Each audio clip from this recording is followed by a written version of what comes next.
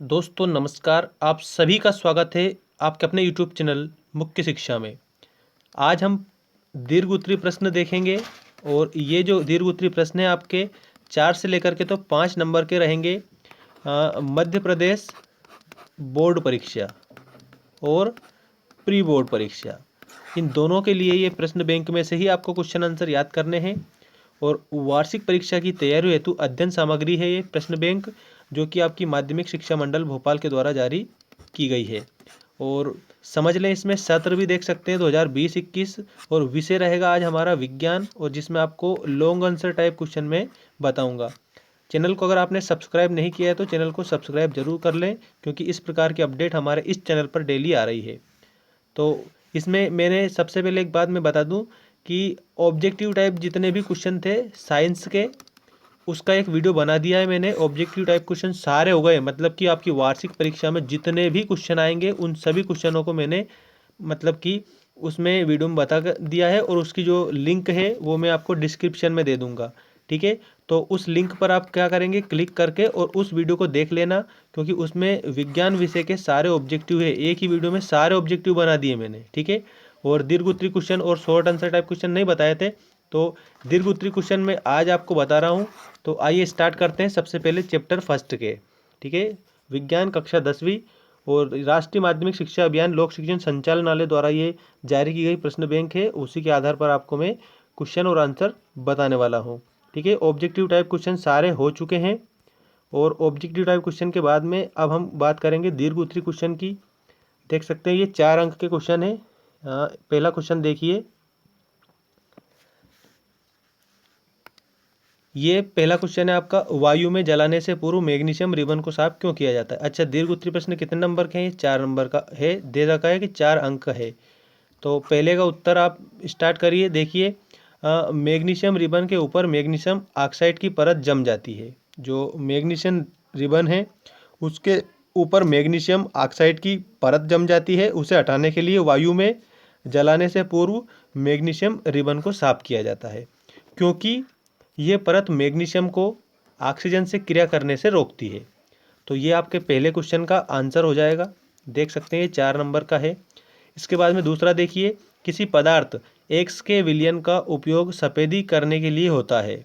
ठीक है, तो दो इसमें दिए गए हैं। एक तो पहला दिया है पदार्थ एक्स का नाम तथा इसका सूत्र बताना है, और दूसरा है ऊपर एक में लिखे पदार्थ एक्स की जल के साथ अभिक्रिया लिखना है।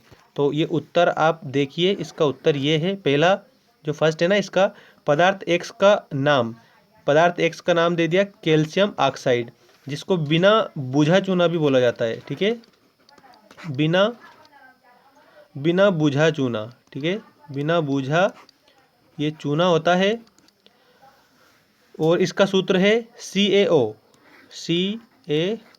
ठीक है ना, तो ये इसका सूत्र हो जाएगा। और इसके बाद में ये जो सेकंड दे रखा है इसका आंसर ये है, क्योंकि इसमें मतलब कि अभिक्रिया भी लिखनी है कि पदार्थ मतलब ऊपर लिखे एक में जो पदार्थ एक्स की जो जल के साथ अभिक्रिया है उसका, तो ये पूरी अभिक्रिया है CaO+H2O। ठीक है, एंड CaOH2 प्लस ऊष्मा, ये आपकी क्या हो जाएगी, ये अभिक्रिया हो जाएगी। ठीक है, जो पदार्थ एक्स है ना उसकी अभिक्रिया हो जाएगी, जो कि आपको दे दी गई है। तो इस अभिक्रिया को भी आप लिख लें और इसको भी लिख लें, ये दोनों इसके और इसके दोनों के आंसर हैं ये। ठीक है, और अब हम बात करेंगे क्वेश्चन नंबर 3 की, ऊष्माक्षेपी एवं ऊष्माशोषी अभिक्रिया। ऊष्माक्षेपी और ऊष्माशोषी अभिक्रिया ये बोर्ड परीक्षा में भी पूछा गया था 2019 में। ठीक है, 2019 में पूछा गया प्रश्न था ये, तो इसको अच्छे से आप ध्यान रखेंगे। और सारे क्वेश्चन आपकी इस प्रश्न बैंक में से ही आएंगे, क्योंकि प्रश्न बैंक बोर्ड के द्वारा बनाई गई है। ऊष्माक्षेपी ऊष्माशोषी अभिक्रिया का उदाहरण भी देना है, 2019 में पूछा गया प्रश्न था। आइए उत्तर देखते हैं। ऊष्माक्षेपी अभिक्रिया, अब इसमें क्या होता है समझ लें। जिस रासायनिक अभिक्रिया में उत्पादों के साथ ऊष्मा भी निकलती है वह ऊष्माक्षेपी अभिक्रिया कहलाती है। जिस रासायनिक अभिक्रिया में उत्पादों के साथ ऊष्मा भी निकलती है वह ऊष्माक्षेपी अभिक्रिया कहलाती है। और इसका उदाहरण ये है CH4G+2O2G एंड CO2G+H2OG। ठीक है, तो ये आपकी क्या है, ऊष्माक्षेपी अभिक्रिया है। और ऊष्माक्षेपी अभिक्रिया के बाद में ये ऊष्माशोषी अभिक्रिया देखिए, जिस रासायनिक अभिक्रिया में ऊष्मा ऊर्जा का अवशोषण होता है वह ऊष्माशोषी अभिक्रिया कहलाती है। ठीक है, ऊष्माशोषी अभिक्रिया में देखिए, इसमें जिस रासायनिक अभिक्रिया में ऊष्मा मतलब कि ऊर्जा का अवशोषण होता है वह क्या कहलाती है, ऊष्माशोषी अभिक्रिया कहलाती है। और उसका ये उदाहरण है 2PbNO3 2s and 2PbO S plus 4NO2 G plus G plus O2G। ठीक है, मतलब कि ये G है ना, ये किसका सूचक है, ये गैस का सूचक है। ठीक है, तो ये जरूर ध्यान रखना आप सभी। और ये इसका उदाहरण है, ये ऊष्माशोषी अभिक्रिया कंप्लीट होती है। तो ऊष्माशोषी और ऊष्माक्षेपी दोनों अभिक्रिया हमारी इसमें कंप्लीट हो गई। अब देखेंगे हम क्वेश्चन नंबर 4। क्वेश्चन नंबर 4 देखिए, आप इसको अच्छी तरह से हल करेंगे और उत्तर भी दे दिया गया है। श्वसन को ऊष्माक्षेपी अभिक्रिया क्यों कहते हैं, मतलब कि जो श्वसन है, ठीक है, इस श्वसन को ऊष्माक्षेपी अभिक्रिया क्यों कहते हैं, वर्णन करना है। तो उत्तर देखिए इसका, इसका उत्तर आप अच्छे से हल करेंगे। श्वसन एक मंद दहन ऑक्सीकरण की अभिक्रिया है। श्वसन क्या है, ऑक्सीकरण की अभिक्रिया है, मंद दहन वाली, जिसमें कार्बन डाइऑक्साइड जलवाष्प के साथ एटीपी के रूप में ऊष्मा निकालती है। इसे ऊष्माक्षेपी अभिक्रिया कहते हैं। ठीक है, बस इतना ही है दोस्तों। देख सकते हैं आप, इसमें क्या पूछा, श्वसन को ऊष्माक्षेपी अभिक्रिया क्यों कहते हैं। तो श्वसन एक मंद दहन ऑक्सीकरण की अभिक्रिया है जिसमें कार्बन डाइऑक्साइड जल वाष्प एवं एटीपी के रूप में ऊष्मा निकलती है। इसे ऊष्माक्षेपी अभिक्रिया कहते हैं। अब क्वेश्चन नंबर 5 देखिए, विस्थापन एवं द्विविस्थापन अभिक्रियाओं में अंतर बताना है और इन अभिक्रियाओं का समीकरण भी लिखना है। तो इन अभिक्रियाओं का ये समीकरण लिखा है, आप देख सकते हैं, और ये इसका उत्तर लिखा है। तो उत्तर में पढ़ के बता रहा हूँ। विस्थापन अभिक्रिया में एक तत्व दूसरे तत्व को उसके लवण से पृथक करके उसका स्थान स्वयं ग्रहण कर लेता है, जबकि द्विविस्थापन में अभिक्रियाओं में से अभिकारकों के बीच आयनों का आदान प्रदान होता है। किसका, आयनों का आदान प्रदान होता है। अब यह है समीकरण।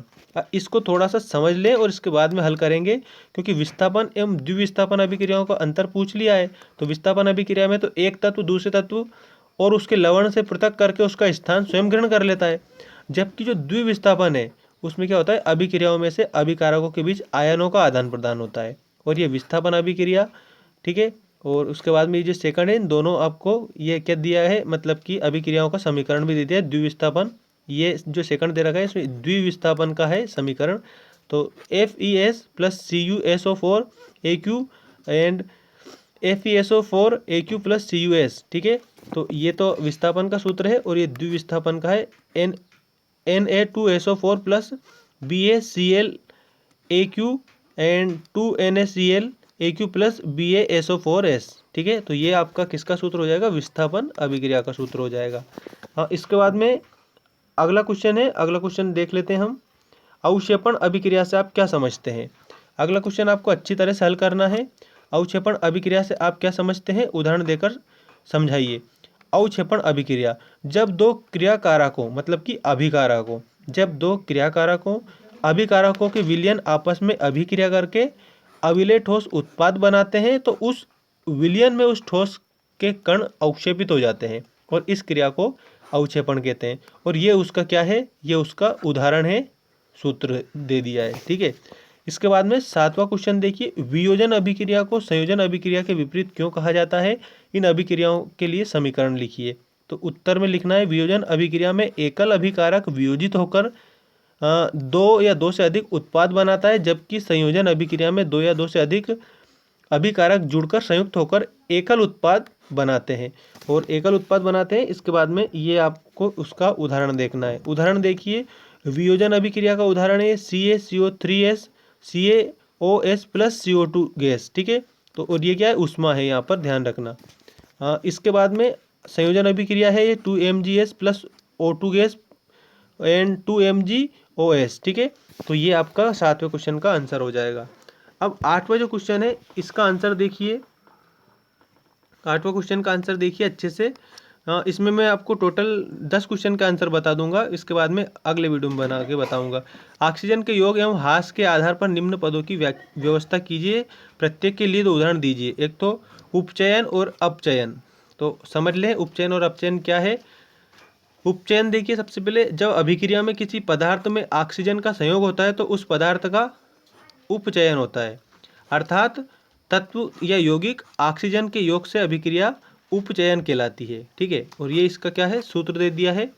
और अब इसके बाद में अपचयन देखिए, जब अभिक्रिया में पदार्थ मतलब कि ऑक्साइड ऑक्सीजन का ह्रास होता है तब उस पदार्थ का क्या होता है, उपचयन होता है, अर्थात ऑक्सीजन ह्रास की अभिक्रिया अपचयन कहलाती है। मतलब कि जो ऑक्सीजन ह्रास है ना, ऑक्सीजन ह्रास की जो अभिक्रिया है वो क्या कहलाती है, वो अपचयन कहलाती है। और ये इसका सूत्र दे दिया। ठीक है, इसके बाद में हम देखेंगे क्वेश्चन नंबर 9। तब तक आप क्वेश्चन नंबर 8 का क्या करेंगे, स्क्रीनशॉट ले लेंगे ताकि याद करने में आपको ज़रा सी भी दिक्कत नहीं आए।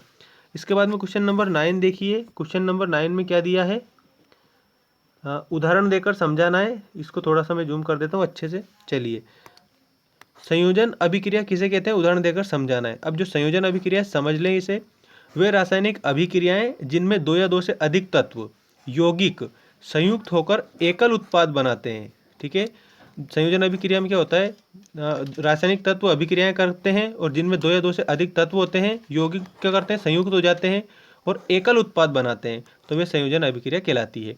उदाहरण देख सकते हैं, C+O2 gas and CO2 gas. ठीक है, तो ये आपका पहला सूत्र। और उसके बाद दूसरा सूत्र ये दिया है CaO+H2O CaOH2।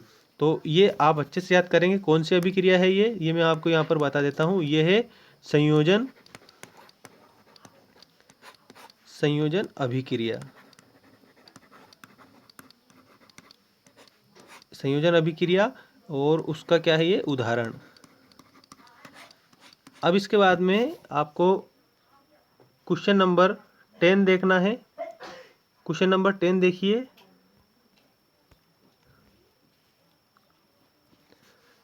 क्वेश्चन नंबर 10 में क्या दिया है, रेडॉक्स अभिक्रिया किसे कहते हैं, समीकरण दीजिए।